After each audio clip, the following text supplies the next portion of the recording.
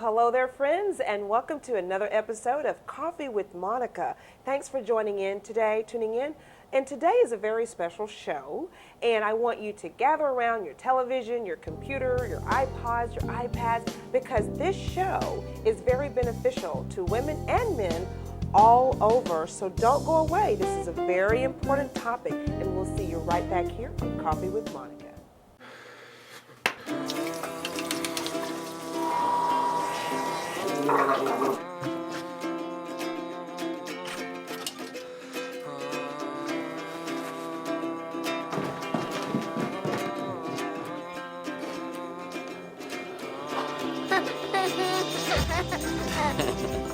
Hungry? The smallest moments can have the biggest impact on a child's life. Take time to be a dad today. Welcome back to the show, and today I have some wonderful guests on the show. I want to call them our little angels because they do some amazing things for people in our state and locally. So I want to welcome first to the show Miss Angelina Rogers. Thank you so much. Thank you for inviting me. Well, I think and I believe that it's important that you come on the show today because this is an age-old topic.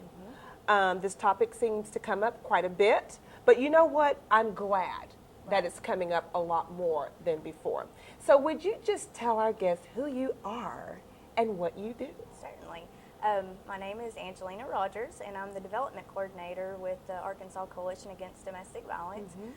Primarily what the coalition does is provide support and technical assistance to the shelters in Arkansas. Good. There's 34 shelters in Arkansas now that are member shelters of the coalition, so we're very proud of that. But we still need more. There's 75 counties in Arkansas, and Arkansas is very rural. But as you said, it's a topic now that I'm excited to say that people are talking about it more. Back in the 60s and early 70s, we didn't have shelters. We were told, or people were told, that it was a family matter. And family matters are to be kept private. Yes, because I'm a survivor of domestic violence, and I'm super excited about it. I made it out, and I'm healthy, and I'm doing fine. And I remember a time where, probably wasn't in the 60s, I don't remember back then, but even when I was going through that experience, you really didn't talk about it. Right. It was a hush-hush thing. It was your little secret thing that you kept to yourself, and as a result, many women, believe it or not, they died. Right. As a result of. You're exactly right. So I think it's important that we have these discussions. We have the difficult conversations. Right. So tell us a little bit more about the statistics and what you have experienced with domestic violence here in our state. Well, statistically, 1 in 4 women will be affected by domestic violence. Oh my gosh. So that's awful. I mean, if you think of people in your family, I mean, you go to church, you look at your congregation, and you think of that statistic, it's quite overwhelming. And as you said, many women have died due to domestic violence. Last year, there were 21 Oh my goodness. women that lost their life due to domestic violence. But domestic violence does not only affect women. We have to remember, I mean, it also affects men and the children are affected by witnessing such a horrible family matter.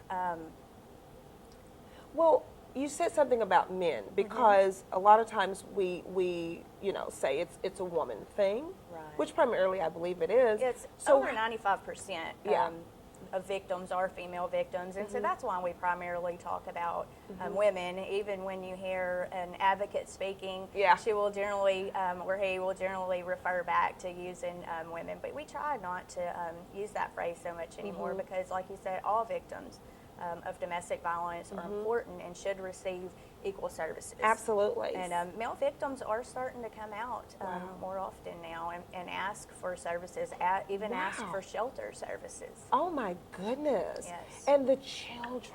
Yes. How have the children been affected by this epidemic?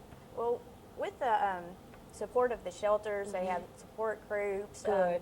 Many of them have children's advocates. Good. And so the children now are starting to get we're focusing on them more and trying to change their lives and really trying to break the cycle of domestic violence. Absolutely. Through offering support groups to them, offering services to the children, making sure that they receive counseling if needed.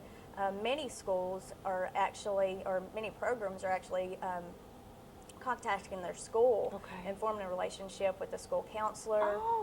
Many schools have mentors now, and so to make sure that a child that's been exposed to family violence receives the counseling at school, the support at school, and even a mentorship. I mean, it can be monumental for them. See, I love that. I love where this is going, because now we're not forgetting about the children, and we can catch them at such a young age to begin that healing process so that the cycle is broken. So see, there's a ray of sunshine. Always. Oh my God, and I am thankful for agencies such as yours, and we have another guest that's coming on from a local level. I am so thankful for that.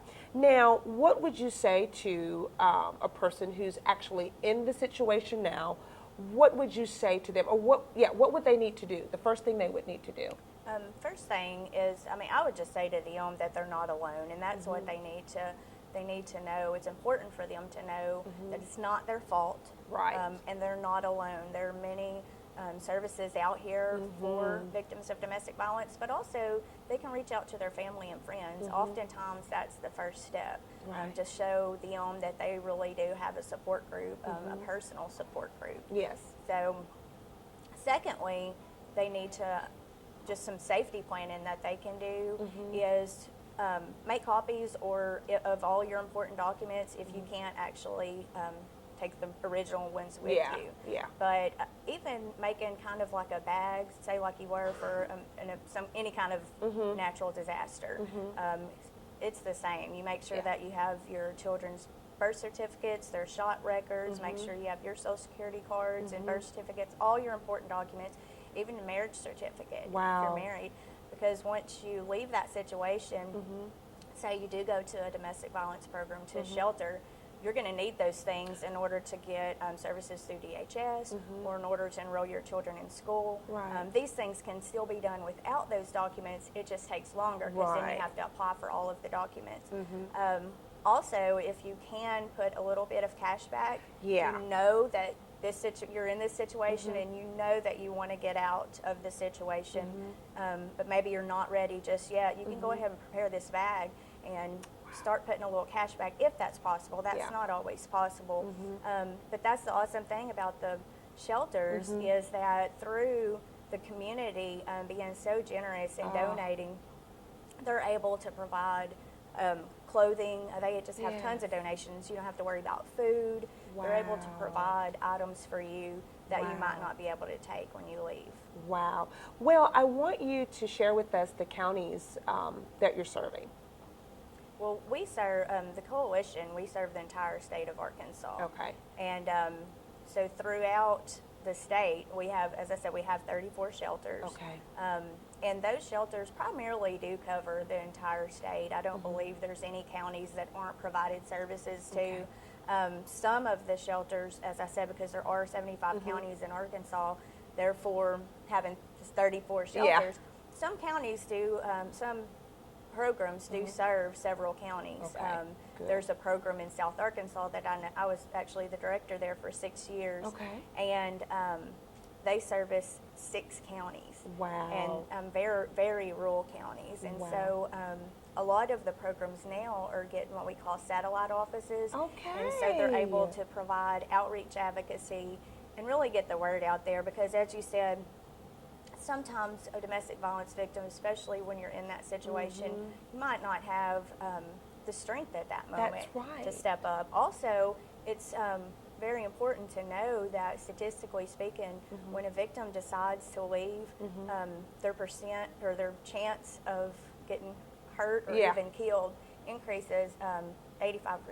Right. And so it's domestic violence is just about power and control. That's all it is. So when they take that power, when they decide to make that step and take that power from that other person, it can be very dangerous for them. So there's a reason that they don't just jump up and leave a situation. It's not that easy just to hop up and go. No. But we're going to go to break. But before we go, could you just give us the hotline number? Yes, our number is 501-907-5612. Wonderful. And domesticpeace.com is our website, so you can get, actually, we have a 1-800 number. Okay. I don't know it off the top of my head. Well, we'll but flash it's it. on Yeah. that. Okay. All right. Good. Well, we're going to go to break, and we're going to come back with one of your colleagues Thank in you. just a minute. Thank you for being here. Thank you. Appreciate it. All right. So don't go away. We want you to come back because there's more information that can actually save a life. So we'll see you right back on Coffee with Monica.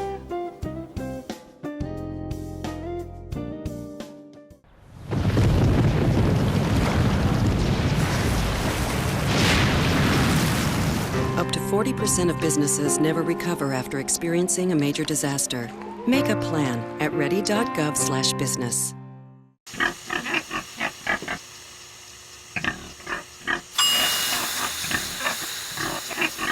Cocina a la temperatura adecuada usando un termómetro para alimentos. Mantén tu familia a salvo. Visita foodsafety.gov/español. Welcome back to Coffee with Monica, and we're here with another superhero here in our state, and we have Miss Ronda Lewis. Hello, hello, hello. Welcome back, Miss TV star.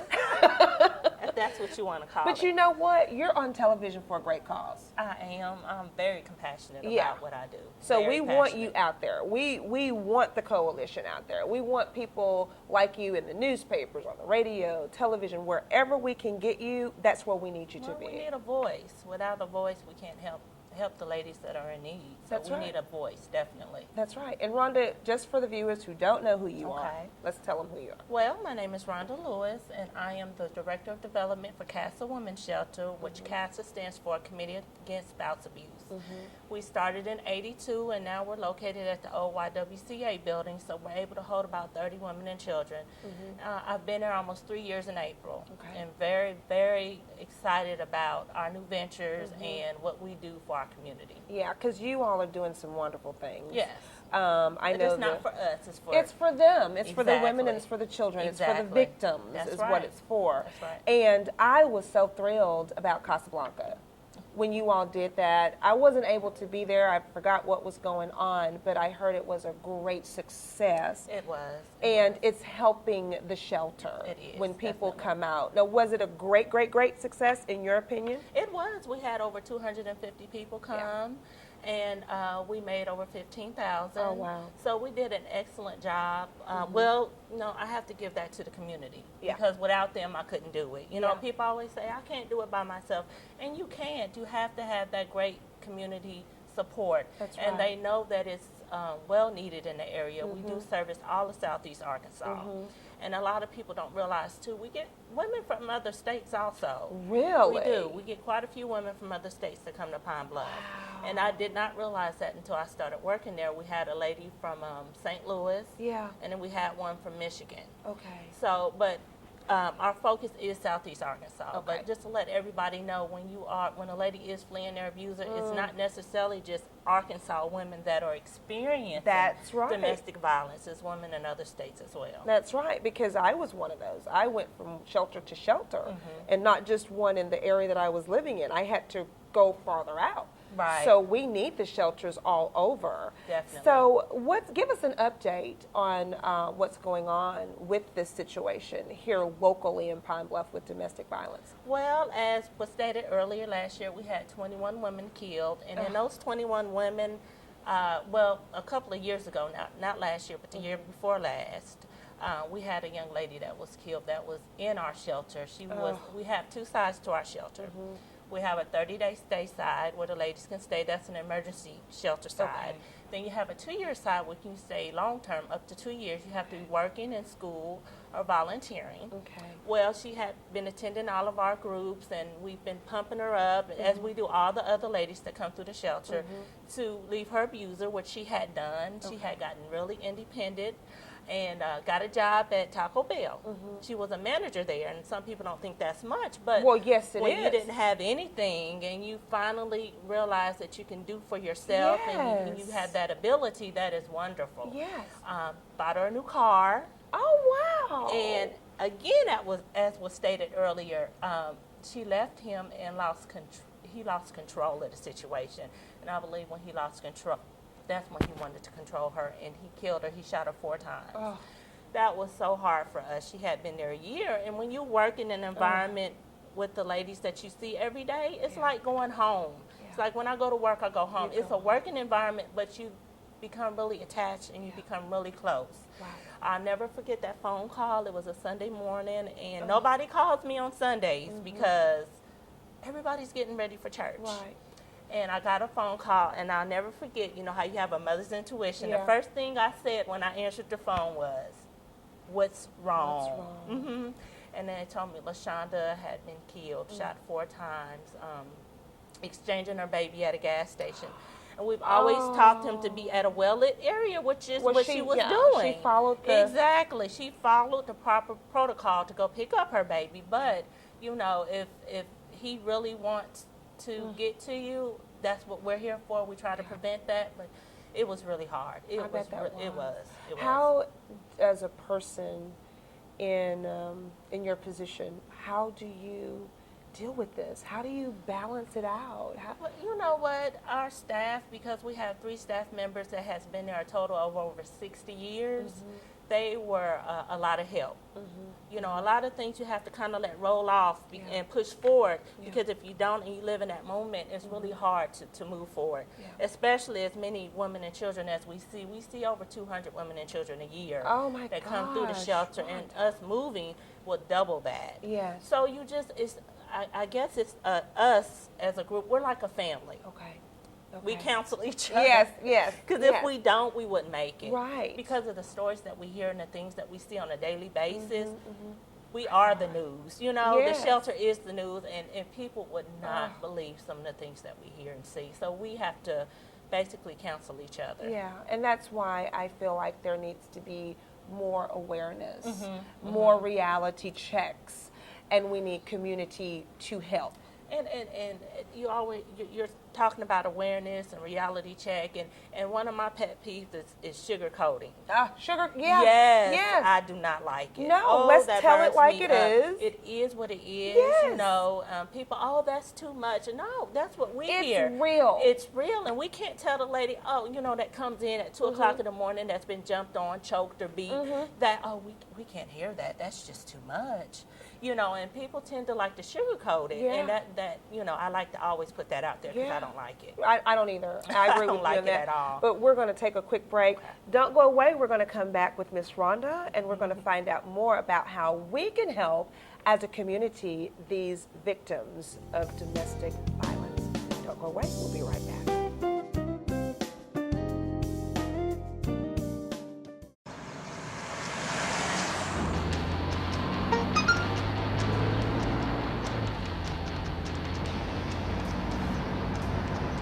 The average text takes your eyes off the road for nearly 5 seconds.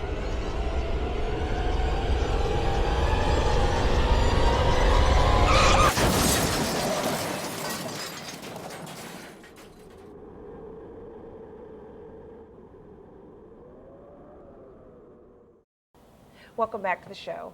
So, we understand the harshness of what's going on. But you know what? Before we go into, there's some other things we're going to talk about, but I have a question. I'm just going to go out on the limb with this one. Are there programs for the batterers?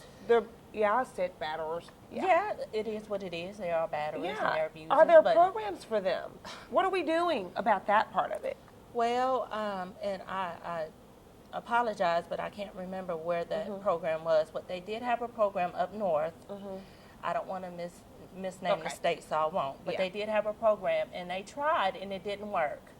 Because it's such a learned behavior when they're so young, it's really hard to switch that. And then they have to want it. And a lot of them don't want it. They say they do, but they cannot release that control. So I won't say, you know, anything is possible through God, of course. But even with that, you have to want it. So unless it's drug-induced, I'm just being honest, or they're alcoholic and got off and got the treatment for it, a lot of times they don't change. That's what stats show. That's sad because the women and the children are getting the support and the counseling and all of the things that they need. And the abuser is still doing. A lot of times they they do. don't. They don't. And you know, I think people have tried and they're still trying to figure out what to do. Exactly. Yeah. Well, we're just going to agree that something will happen. I mean, to balance this thing out a bit more. Yeah, I don't know you if know. it's a legislature thing. I don't know, but I know that it would be great if we could balance it Oh, out. I totally agree. And hold them accountable. And see, and that's another thing. They're not being held accountable like they should in a lot of places. Yeah. A smack on the hand. Exactly. Or as she stated earlier, you know, what goes on in a home stays in a home. It's nobody else's business. And that's still really prevalent in a lot of communities and a lot of family homes. Yeah. Well, you know what? I want to talk about some things that are going on in Pulaski County. Okay. Yeah. So let's talk about that. Okay, well, I guess we can talk a little bit about Let's the talk new about shelter. a little about the new shelter. Okay, Yes. wonderful. Yes. We are, we have raised over $700,000, and we did that in less than a year. Okay. And we had a great steering committee to help us raise those funds. We had Mr. Tommy May, the CEO of Simmons Oh, Bank. good. Dr. Carolyn Blakely, which is Yay. alumni here. Woo, woo. Yay. And we also had Mr. Walter Johnson. He is the CEO of JRMC. Okay. And they spearheaded that fundraising effort. Okay. It was great support from the community. Great support. Wow. Especially in a time that we are in now with the recession. Yes. I talk to a lot of people and they still can't believe that Pine Bluff, with a population of 55,000, Yeah. can raise that amount of money in such a short period of time. But the new facility will be able to double our capacity. We're able to hold 30 now, so around 60 battered women and children. We'll have a beauty salon, a teen room, a children's room, a huge playground for the kids, because where we're located at now, they really don't have the room to play. Yeah. We'll also have an exercise room. Oh, good. State-of-the-art boardroom where we can also hold meetings for other community activities, whoever wants to use it. So we're really excited to have those things, because where we are now is just literally, it's falling apart. It's an old building, very old building. Yeah. So we're going to join together as a community Exactly. and get this new facility up and running. Yes, we plan to be in there in April of 2012. And I remember a couple of years ago just thinking, it's like a dream come true. Yes. It's wonderful. We're so excited. We're really excited. Well, I'm excited for you because my heart is in it. My heart is totally in it. So I want you all to keep Coffee with Monica in mind. Oh, definitely. So if I We'll can help update you. out, keep me updated. If there's something I can do to lend my hands, I would more than be willing to do that. Now tell us about the battered women's shelter in Pulaski County. You talking about CASA Women's Yes. Shelter? What we do basically? Yes. We do support groups. As I stated, we have staff that's been there so long that it's not a story that they didn't, you know, that they hadn't heard. Tuesday nights we do support groups. We do a lot of outsourcing to Southeast Behavioral.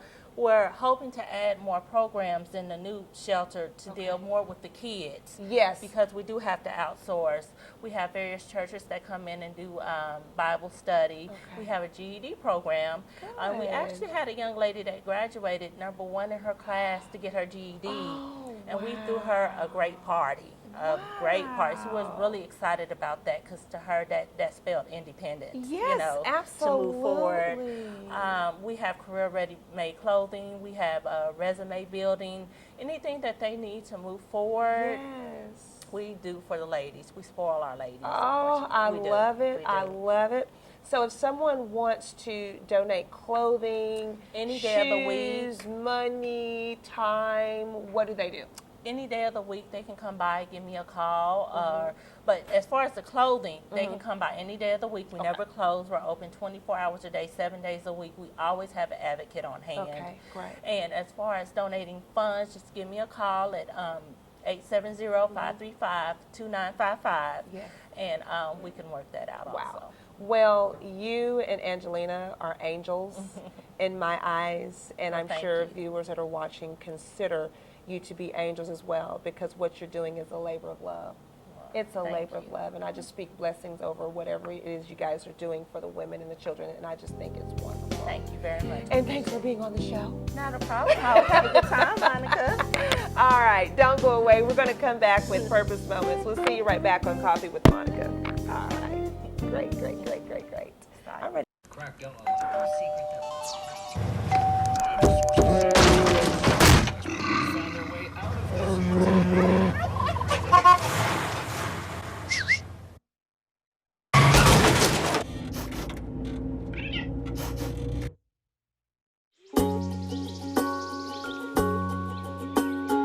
Getting closer to nature can get you closer to your family.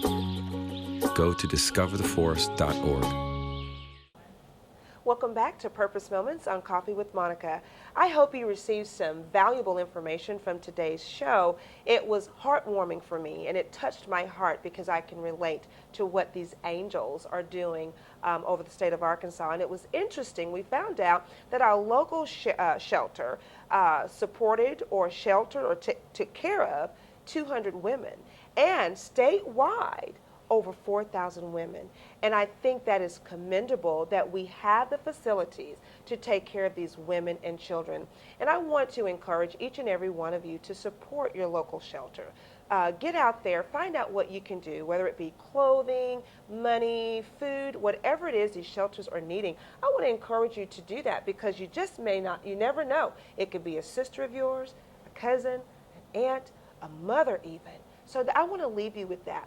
Do what you can to support these women. All right, as always, I want you to go out to the website at www.coffeewithmonica.com and then email me your purpose story at coffeewithmonica@gmail.com. I really would love to hear your story of purpose. As always, be blessed, and thanks for having Coffee with Monica.